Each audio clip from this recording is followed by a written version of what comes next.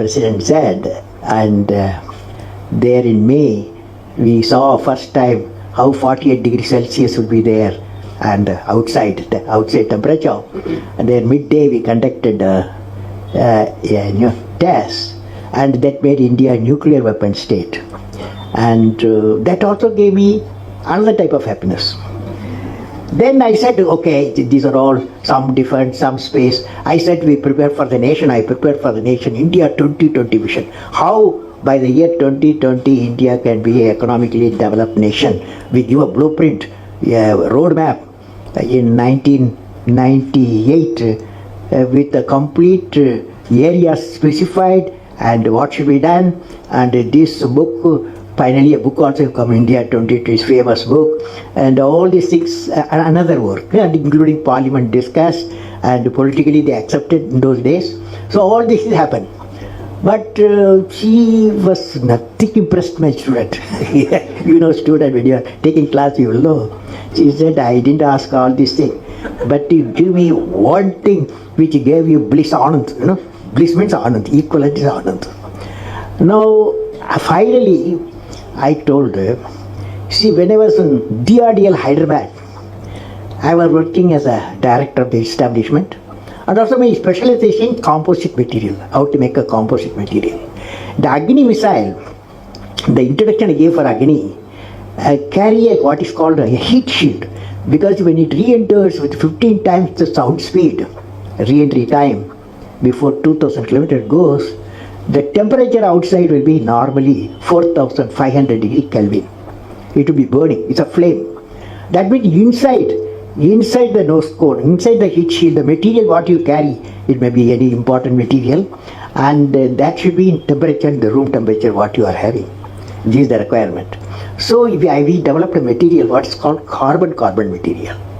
So you know carbon composite. This carbon-carbon material, we developed it. At the tip we have put this fellow, so that whenever temperature, very high temperature flame comes in, this will protect the inside, will be always 25, 28 degrees Celsius. So this very light material we used. So this is called heat shield for Agni. One day, an orthopedic friend, Professor B.N. Prasad, at that time he was in Nizam Institute of Medical Science. He is an orthopedic surgeon. One day, he was visiting me. Orthopedic surgeon was visiting my lab. I showed him the precious thing, the heat shield. He lifted, he found it's very light, very light, very light. He was always saying very light. And then, and heavy, strength also, you see, very high temperature, strength also very low. So strength will be kept always. So all these things was highly impressed. He said, Kalam, I want to take you to my orthopedic ward in Nizam Institute of Medical Science. So he put me in his car. Took me to the hospital and took me to the orthopedic ward. There are 30-40 people who are having knee surgery, and about 15 young boys and girls, they had the caliper fitted, you know, for a polio patient, they fit the caliper. That caliper, both caliper put together weighs 4 kilograms. He told me, see that as soon as we went, they were removed that caliper, they did not wear it. As soon as they saw the doctor, immediately started fitting it. So heavy, it's not so uncomfortable. He told me, you see the scene, and you have got a fantastic material. What the use of missile? Why not you use that material, missile material? Use it for this, my children. So we took it as a challenge. We took dimension. We took 22 molds we made in 2 weeks time, 3 weeks time, and then we got 15 calipers, or we call it FRO, flow reaction orthosis, FRO.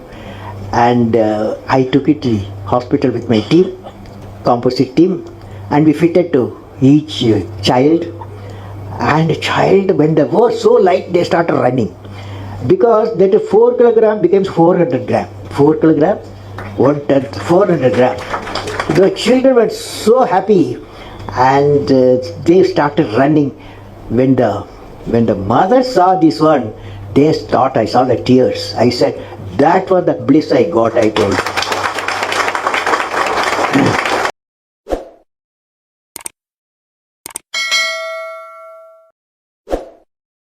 So All of you, my feeling is that answers as my student. All of you are fortunate to be in a noble profession to remove the pain with compassion and experience. Very important. See, one is treatment, another is compassion.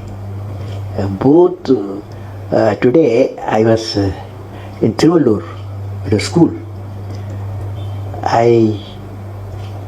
One girl asked me now question, but 12 questions were there.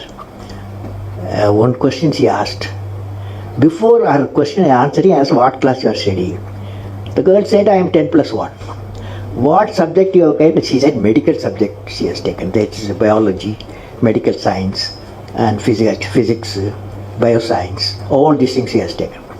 And I hope you are becoming a doctor. I said, yes, my dream is to become a doctor so that I can remove the pain, she said.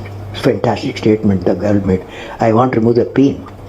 But I said, my answer was, normally we all of us, human beings, we have one biological heart, isn't it? Always you and me, all of us got one biological heart. But doctors should have two hearts, I said. Apart from biological heart, they must have one more heart. So the question I asked, what is the second heart? Nobody can. Finally I said, it's a kind heart. Because doctor service, medical service needs compassion to the patient. Because you find not one patient. You have to treat hundreds of patients with pain. In that environment, you have need kindness and compassion. So I visualize all the doctors. They've got two hearts. Good doctors.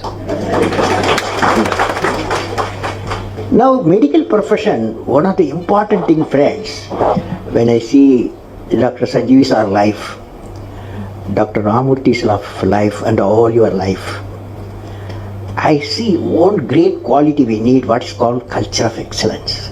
Culture of excellence. All of you can hear me? Yes. Last row? Yes. Now, friends, you belong to the medical community of multiple fields. You should stand for a culture of excellence. The excellence not by accident.